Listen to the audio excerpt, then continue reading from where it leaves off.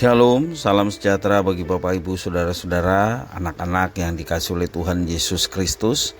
Jumpa kembali bersama saya Pendeta Eka di dalam renungan firman Tuhan pada hari ini, hari Senin 20 November 2023.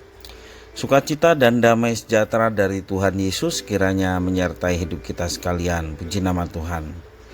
Pembacaan firman Tuhan hari ini sampai pada pembacaan surat Roma pasal yang ke-15. Kiranya firman Tuhan memberkati kita sekalian. Baik, sebelum kita akan merenungkan bagian firman Tuhan hari ini, mari kita akan berdoa. Tuhan Allah Bapa di surga, di dalam Yesus Kristus, kami datang padamu mengucapkan syukur, terima kasih untuk setiap kasih setia, pemeliharaan Tuhan atas hidup kami sampai pada hari ini. Biarlah semua apa yang boleh kami alami, berkat-berkat dan pemeliharaan Tuhan atas kami, menjadikan kami semakin mengenal pribadi Tuhan. Dan pengenalan akan Tuhan membawa dan mendorong kami untuk hidup dalam ketaatan akan firman-Mu. Karena itu setiap kali kami membaca, merenungkan, berkenan Engkau mengurapi kami sehingga kami dapat memahami apa yang Tuhan firmankan. Serta Tuhan menuntun kami untuk kami menjadi pelaku-pelaku firman. Terima kasih Bapa, demi nama Yesus Kristus kami sedia untuk belajar firman-Mu. Haleluya, amin.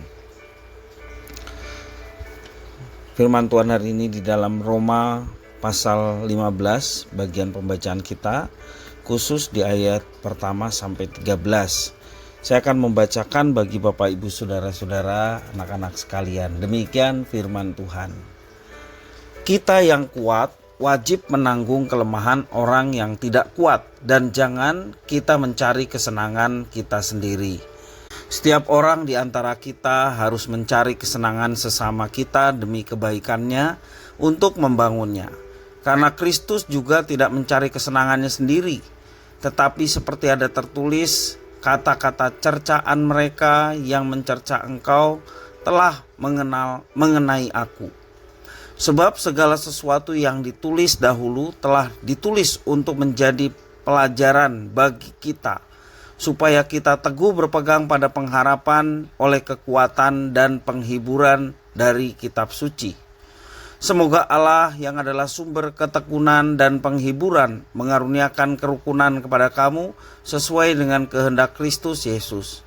Sehingga dengan satu hati dan satu suara kamu memuliakan Allah dan Bapa Tuhan kita Yesus Kristus. Sebab itu terimalah satu akan yang lain, sama seperti Kristus juga telah menerima kita untuk kemuliaan Allah. Yang aku maksudkan ialah bahwa oleh karena kebenaran Allah, Kristus telah menjadi pelayan orang-orang bersunat untuk mengokohkan janji yang telah diberikannya kepada nenek moyang kita. Dan untuk memungkinkan bangsa-bangsa supaya mereka memuliakan Allah karena rahmat-Nya, seperti ada tertulis, sebab itu aku akan memuliakan engkau di antara bangsa-bangsa dan menyanyikan mazmur bagi namamu. Dan selanjutnya, bersukacitalah hai bangsa-bangsa dengan umat-Nya. Dan lagi pujilah Tuhan hai kamu semua bangsa-bangsa, dan biarlah segala suku bangsa memuji Dia. Dan selanjutnya kata Yesaya, taruk dari pangkal Isai akan terbit, dan ia akan bangkit untuk memerintah bangsa-bangsa, dan kepadanya lah bangsa-bangsa akan menaruh harapan. Semoga Allah sumber pengharapan memenuhi kamu dengan segala sukacita dan damai sejahtera dalam iman kamu, supaya oleh kekuatan Roh Kudus kamu berlimpah-limpah dalam pengharapan. Demikian firman Tuhan. Bapak Ibu Saudara-saudara yang dikasihi oleh Tuhan Yesus Kristus, kita semua punya kelemahan. Banyak orang yang lemah butuh pertolongan dari orang lain dalam memenuhi kebutuhan hidup mereka atau untuk mengatasi persoalan yang sedang mereka hadapi. Rasul Paulus mengajarkan kepada kita yang kuat wajib menanggung kelemahan yang tidak kuat. Janganlah kita berdiam diri sementara di sekitar kita ada orang yang membutuhkan uluran tangan kita. Oleh Rasul Paulus kita diajarkan untuk tidak mencari kesenangan diri sendiri, tetapi mementingkan kepentingan sesama kita. Motivasi kita dalam menolong sesama adalah demi kebaikannya. Dalam ayat kedua mengajarkan demikian. Kita diharapkan saling membangun dan makin bertumbuh di dalam iman. Bukan karena pujian atas apa yang kita lakukan, melainkan karena Yesus yang telah menjadi teladan buat kita sekalian. Itulah yang menjadi motivasi kita untuk senantiasa saling membangun satu dengan yang lain dan memberikan pertolongan kepada yang lemah. Yesus hidup menuruti kehendak Bapa. Itulah teladan yang mesti kita lakukan.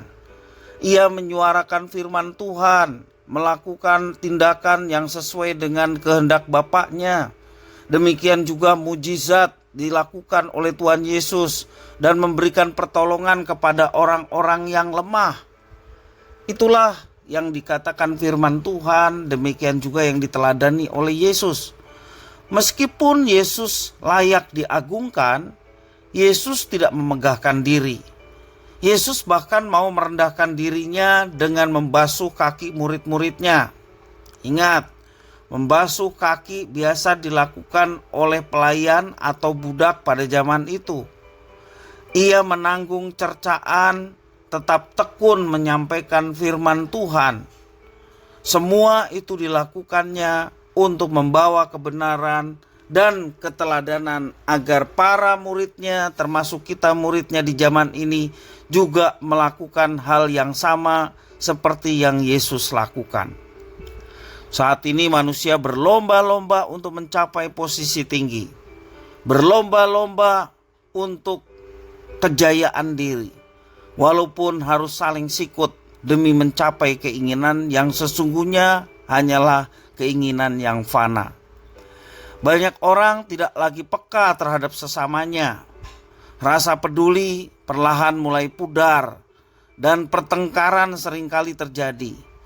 Banyak orang tidak dapat lagi hidup rukun satu dengan yang lain karena egois yang sedemikian tinggi, kepentingan diri sendiri yang menjadi utama. Itulah yang memungkinkan terjadinya pertengkaran dan keprihatinan satu dengan yang lainnya mulai memudar. Banyak orang enggan membantu orang lain karena kepentingannya diri sendiri. Sebagai anak Tuhan, kita harus hidup dengan cara yang diajarkan dan diteladani oleh Yesus Kristus, junjungan kita. Meski kebaikan kita tidak dihargai oleh orang lain, seringkali juga disalahartikan, tapi Tuhan Allah ingin agar kita tetap peduli. Kiranya Tuhan Allah sumber pengharapan memenuhi kita semua dengan segala sukacita dan damai sejahtera, dan memberikan kepada kita kekuatan untuk saling bertekun dan berlomba-lomba untuk berbuat baik.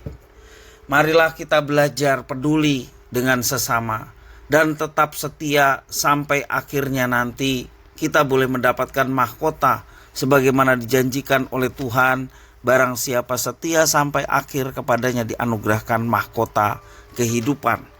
Mari Bapak Ibu Saudara-saudara, kesempatan untuk kita menjalani kehidupan, kesempatan untuk melaksanakan kehendak-Nya, kesempatan untuk mengikuti dan melaksanakan ajaran dan teladan dari Tuhan Yesus Kristus. Bagaimana kepeduliannya terhadap sesama, itu jugalah yang kita lakukan dalam hidup kita setiap hari. Kiranya firman Tuhan memberkati kita sekalian. Mari kita berdoa. Tuhan Allah Bapa di surga, di dalam nama Tuhan Yesus, kami mengucapkan syukur terima kasih atas berkat firman Tuhan hari ini. Biarlah Tuhan mengajarkan kami untuk menjadi pribadi-pribadi yang senantiasa suka menolong orang lain, khususnya mereka yang saat ini sedang dalam kelemahan, baik kelemahan secara fisik maupun juga kelemahan rohani mereka. Biarlah Tuhan menolong kami boleh menjadi pribadi yang peduli terhadap sesama kami, sehingga melalui kehadiran kami terhadap mereka boleh mendapatkan kekuatan yang dari Tuhan. Kami mau melibatkan diri dalam rencana Tuhan dan karya Tuhan, sehingga nama Tuhan dimuliakan dan hidup kami pun boleh mengalami sukacita dan damai sejahtera yang melampaui segala akal dan pikiran kami. Tapi Tuhan yang akan menyatakannya itu, sehingga kami melakukannya dengan penuh kesetiaan. Terima kasih ya Tuhan, inilah doa permohonan ucapan syukur kami. Demi nama Yesus kami berdoa. Haleluya. Amin.